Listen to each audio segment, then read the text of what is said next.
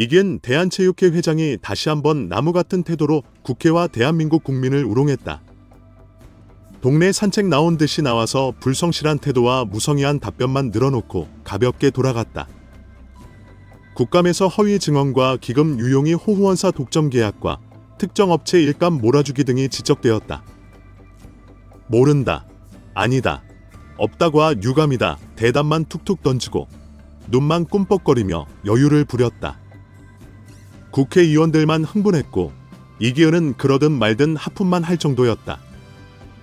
도리어 자신을 건드리면 체육인을 동원해서 대통령을 탄핵하겠다고 위협했다. 국민 세금 4천여 원 등 1조 원이 넘는 체육회 예산은 이기은의 주머니 속삼짓돈처럼 사용된 것이 드러났다. 이번 파리 올림픽 기간 현지에서 운영한 코리아 하우스 건물의 전체 운영 예산이 45억 원이 지출된 것도 도마에 올랐다. 국가대표 선수단 파견 비용이 43억 원이기 때문에 배보다 배꼽이 더 컸다는 비판이 나왔다. 올해 1월에 열렸던 2024 체육인 대회 행사는 이기은 회장 선거를 앞두고 세를 과시하는 한바탕 파티로 진행되었다는 지적도 나왔다. 갑자기 행사 참석 인원을 1,300여 명으로 늘리고 12억 원의 예산을 펑펑 사용했던 것이다. 행사를 크게 키운 것이 개인 선거운동이 아니냐는 지적이 나오자 문체부의 요청이었다고 대답했다. 하지만 이는 바로 거짓말로 들통이 났다. 문체부의 요청은 전혀 없었고 도리어 체육회가 문체부의 예산 내역으로 해명까지 했다는 것이다. 그동안 대한체육회는 매년 정부로부터 4천억 원가량의 예산을 받아 각 종목 단체와 17개시 도체육회, 228개시 군구체육회에 배분해왔다. 그러나 유인촌 장관이 대한체육회의 낡은 시스템을 지적하며 예산을 각 종목 단체와 지역체육회에 직접 지원할 의사를 밝혔다. 실제로 지난 8월 생활체육 예산 중 일부인 416억 원을 대한체육회를 거치지 않고 지방자치단체를 통해 직접 집행하겠다고 밝혔다. 이기은은 즉각 유인촌을 겨냥해 2016년 국정농단 당시 블랙리스트를 만들고 특정 단체를 억압하던 방식이라고 비난했다. 유인촌은 공정하고 투명하게 배분하지 않고 자기 마음대로 할 거면 국민 세금 4,200여 원을 받으면 안 된다고 반박했다. 이기은은 대한체육회를 자기 사람을 심는 조직으로 만들기 위해 임원 수를 늘리고 각종 특보, 자문위원, 참관단 자리를 만들었다는 지적을 받고 있다. 2명이었던 임원을 10명으로 늘리고 14개였던 위원회를 31개로 늘리며 체육과 관련 없는 사람들 400명 이상이 위원으로 임명되었다. 유인촌 장관은 31개 위원회 유지에 엄청난 돈이 들어가는데 이 모든 것이 선수와 감독을 위해 써야 할 예산이라고 비판했다. 국정감사에서는 이기은의 거짓말이 도마에 오르면서 뻔한 거짓말을 예사로 한다라는 지적도 나왔다. 이기은은 지난 국감에서 대한테니스협회 보궐선거를 중단시킨 이유를 스포츠윤리센터가 후보에 대한 조사를 하고 있기 때문이라고 주장했다. 그런데 알고 보니 스포츠윤리센터는 어떠한 조사도 하지 않았다는 것이 확인되었다. 이기은은 또 다른 이유로 테니스협회가 중고테니스연맹을 선거인단에서 제외한 것이 문제라고 했는데 이 역시 대한체육회가 이미 승인한 절차로 확인되었다. 도리어 이기은이 현재 스포츠윤리센터의 권한 남용과 선거방해 혐의로 2건이 신고를 당한 상태이기 때문에 조만간 조사를 앞두고 있다고 알려졌다.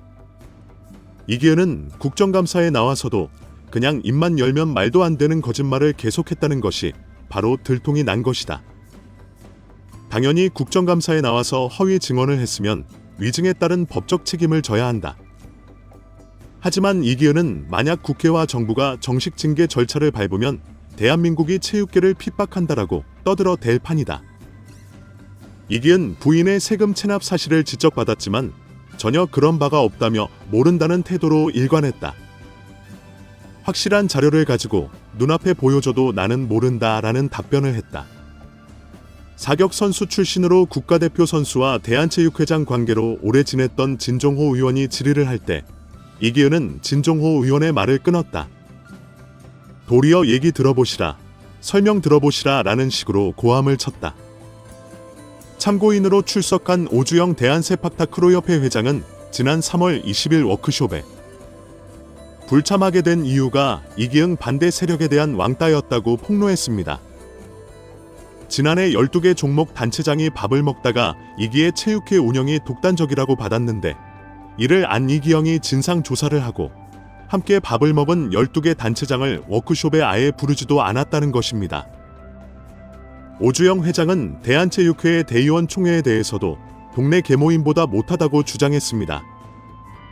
반대 의견이 있어도 박수로 우르르 통과시킨다는 것입니다. 정관 개정도 일방적으로 밀어붙이다 보니 모두 자세한 내용도 모르고 박수치는 분위기라고 폭로했습니다. 최근 이기흥이 추천한 인사가 정부에 의해 배제되자 감히 체육계를 무시한다면 두고 보자는 말을 수차례 쏟아냈다고 합니다.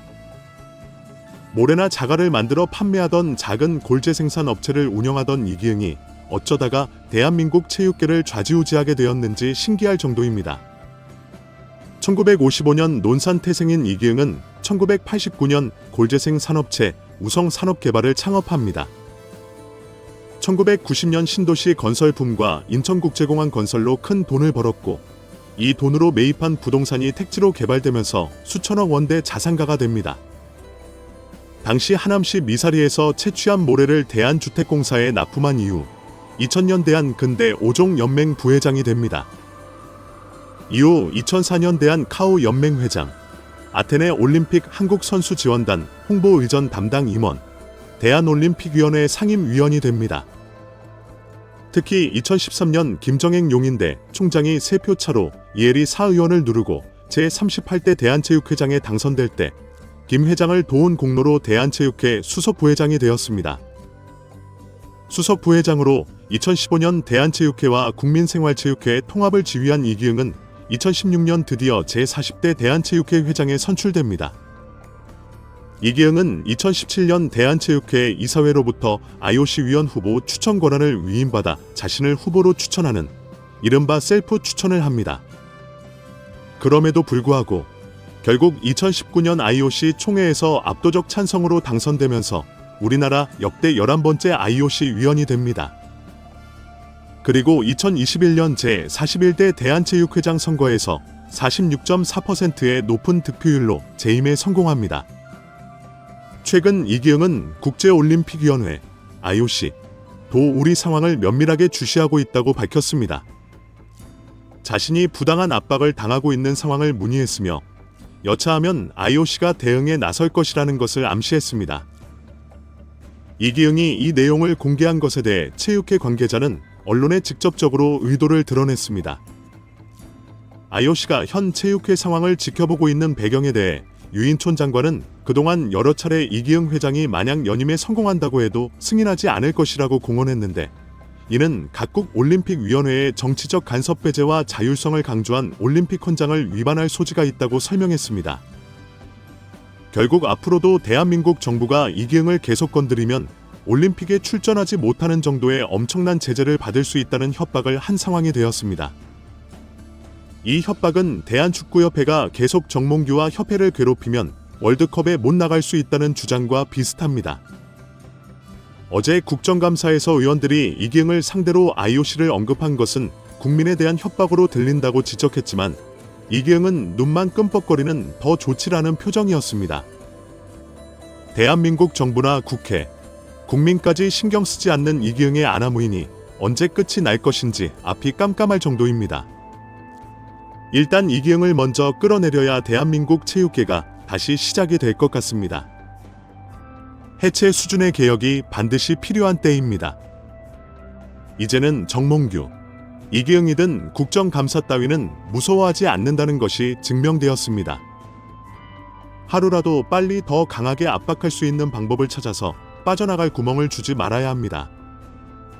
댓글로 생각을 자유롭게 남겨주세요. 마지막으로 시청해주셔서 감사합니다.